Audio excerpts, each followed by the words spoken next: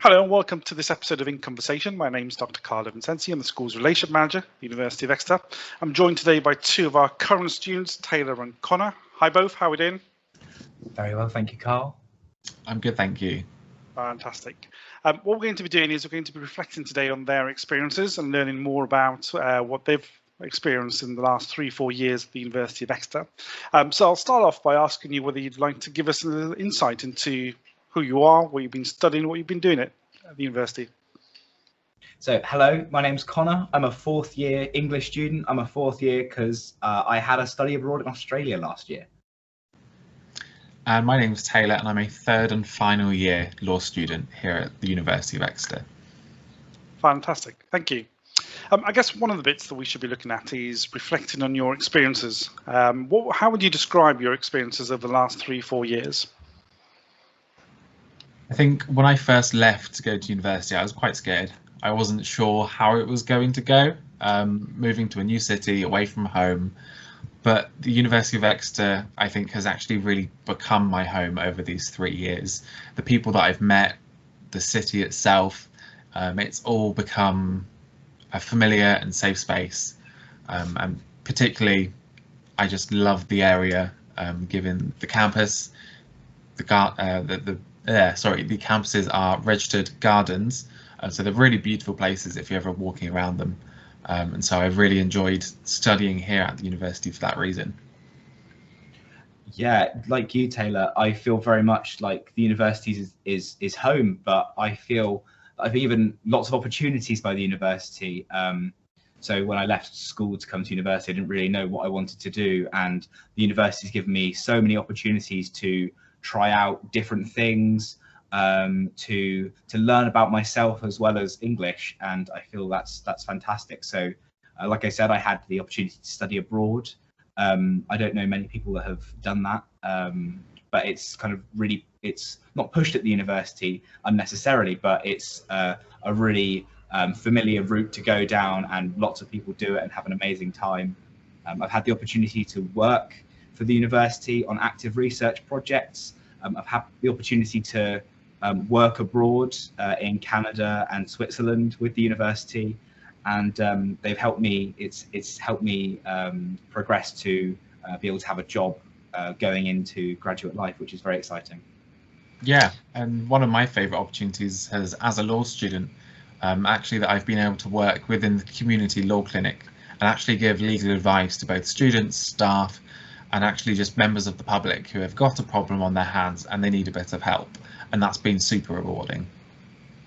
Fantastic. So you both used key words there in terms of home and opportunities, and we're going to try to unpack that a little bit more.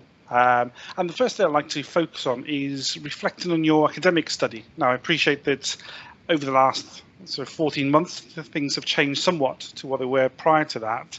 But I wonder whether you'd be able to give us an insight into your highlights of your academic study, both pre-COVID and then post-COVID, how that changed. Sure. So in English, pre-COVID and post-COVID are actually not too dissimilar. I'll kind of go into why in a second, but in English, you have seminars and lectures with academics, as well as kind of study groups. And you go through texts by yourself, and then you have a lecture, and then you have a seminar, and you over the course of the year you do essays, and maybe you have an exam or two at the end. But in the COVID kind of world era, the time with academics has been kind of blended. So instead of just being just having a lecture which is kind of done in person, the lecture is pre-recorded, and so you can kind of gloss over it or watch it in really fine detail if there are really important points for you, which has been fantastic. And there's been a blended approach to seminars, so some have been in person, some have been online, some have been a mix of the both. And I think that's been a fantastic change, because oftentimes you'd have a lecture and you were like, oh, there was like one thing they said that was really good, but I forgot it. But now you can just bookmark it in the video, and you can come back to it at a later time when you're writing your essay and go, oh, that's exactly what I needed. So I think it's fantastic. As well as kind of the very formal parts of the learning in the English course, the university also offers kind of flexibility. So in English, you get a lot of flexibility in choosing your course. So in first year, you get kind of 2 module options. By second year, there are no compulsory modules, and you just get to choose modules that are kind of in different time periods, but you can choose what they are. And that's been a fantastic opportunity for me to try out lots of different things, find the areas of English that I like most. And it's also allowed me to experiment with other degrees. So I am really interested in drama. All of my final year modules have been about theatre and drama. So in my first and second years, I actually took some drama modules as part of my English degree. That's just kind of the fantastic flexibility that we have in, especially the College of Humanities. But there is flexibility in most degrees. I'm sure you'd agree, Taylor.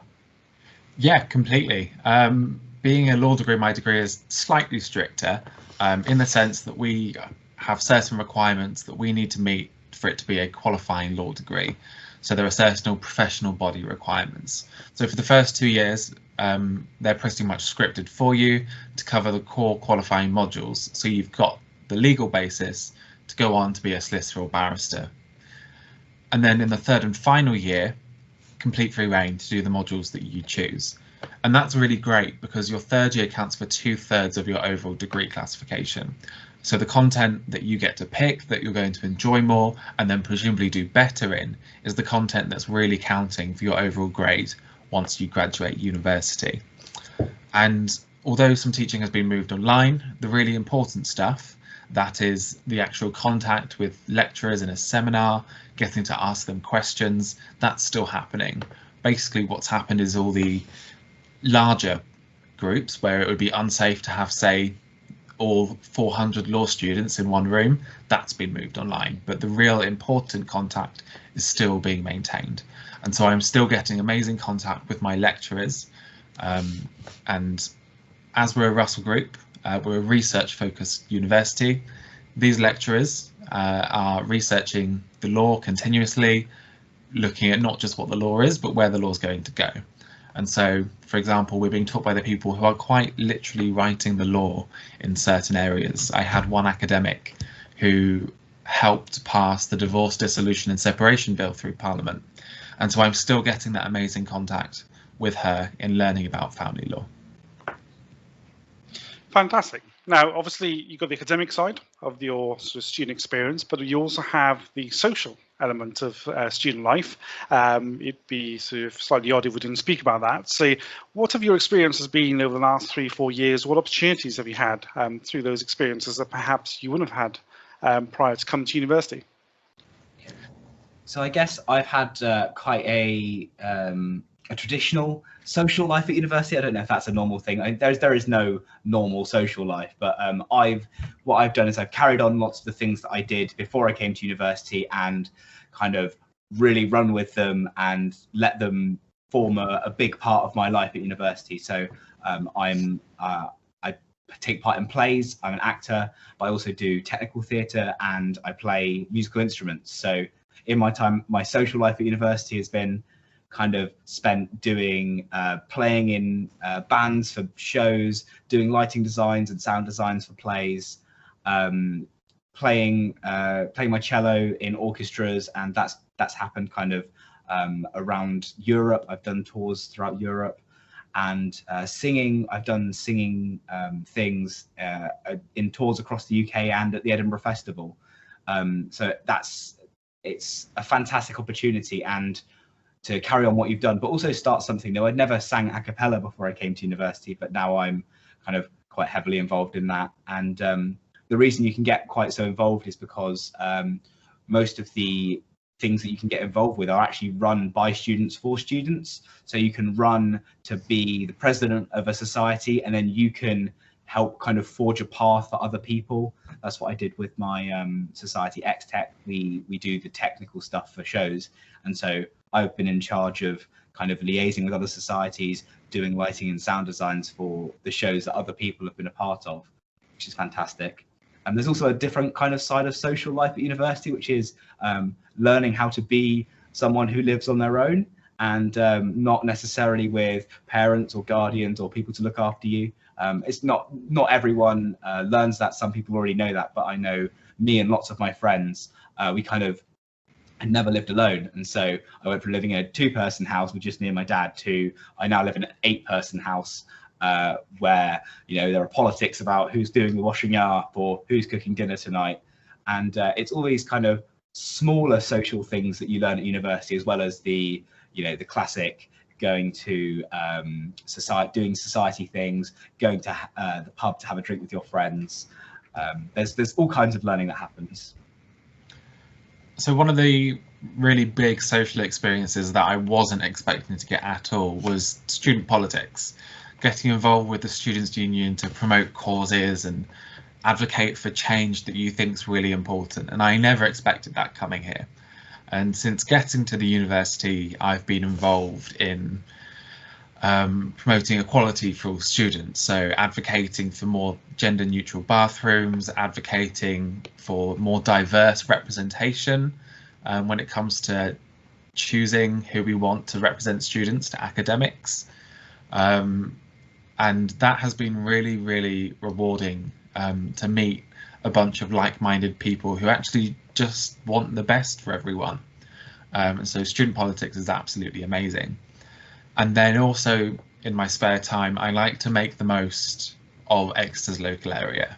So whether that's going for coffee to all the independent coffee shops with friends, whether that's even going on walks. You take a 15-minute walk from the city centre and you're surrounded by a river, trees and grass. Exeter's in a great location in that regard. And personally, what I really, really love to do is going kayaking with my friends. You can go get a kayak from the local quay. You can take it down the River Exe. If you're brave enough, you could probably make it out to Exmouth. Good luck with that if you're going to try that though. But yeah, and what's been really great for that is that the advocacy and the equality stuff, that's all been able to move online effectively. So that's continued. Going for coffee with friends, apart from when lockdowns happened, we were able to do that socially distanced and safe.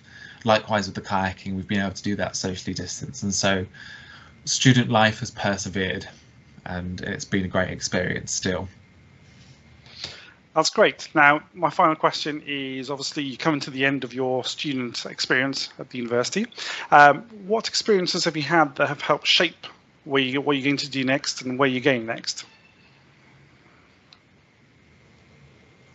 Okay, so my plan for after this year is to work at the university, and I've already got a job set up within the Equality, Diversity and Inclusion team. I managed to get that job because it's what we call a graduate business partnership. So these are internships reserved for Exeter graduates, and they can be jobs within the university, or they can also be jobs in external companies, for example. And it could be a job helping with student voice in the EDI team like me, or it could even be as a research assistant, for example. These jobs are hosted by the Career Zone and they're advertised by the Career Zone.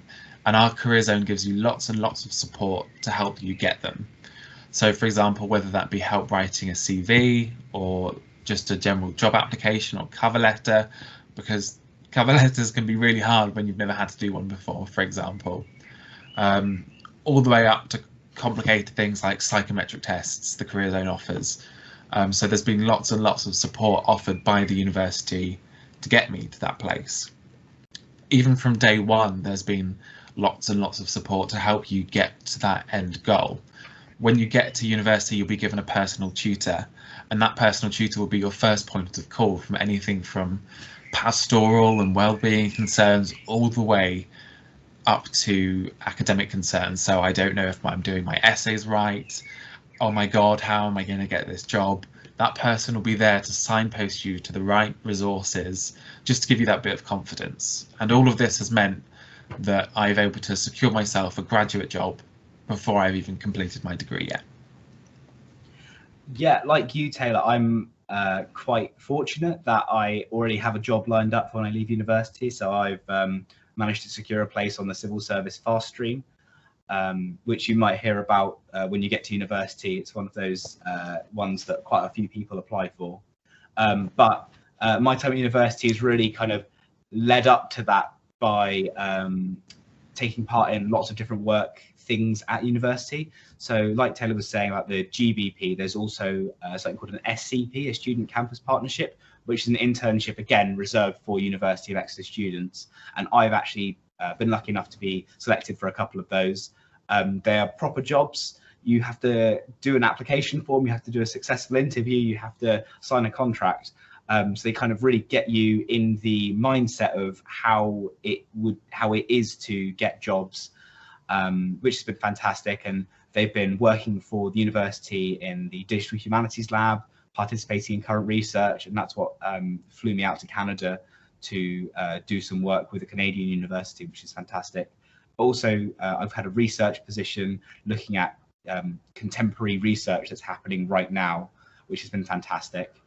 And also, as well as these actual jobs, the Career Zone are fantastic, and they offer different awards which kind of help you firstly stand out to employers, because these awards, the constituent parts of them are working and attending seminars and writing an application form and doing in the case of the Leaders Award, you have to do a presentation to be given the award.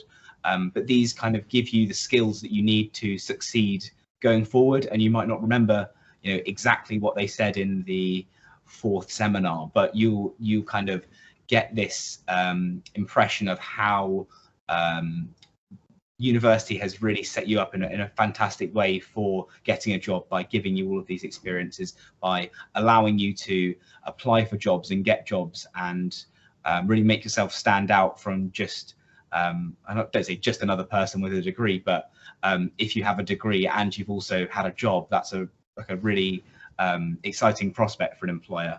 And the university is really great at signposting that and giving you the opportunity to grow to your full potential, I'd say. Taylor, Connor, thank you for giving us an insight into your lives and sharing your experiences with us today. And thank you for listening. We'll be back again next week with a different topic, so please do join us then. Thank you. Thank you.